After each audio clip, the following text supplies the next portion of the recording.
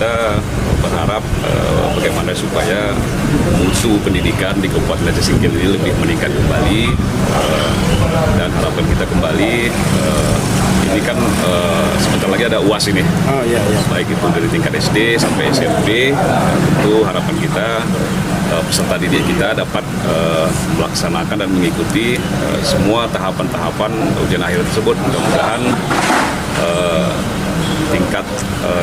tingkat prestasi peserta didik kita lebih meningkat kembali.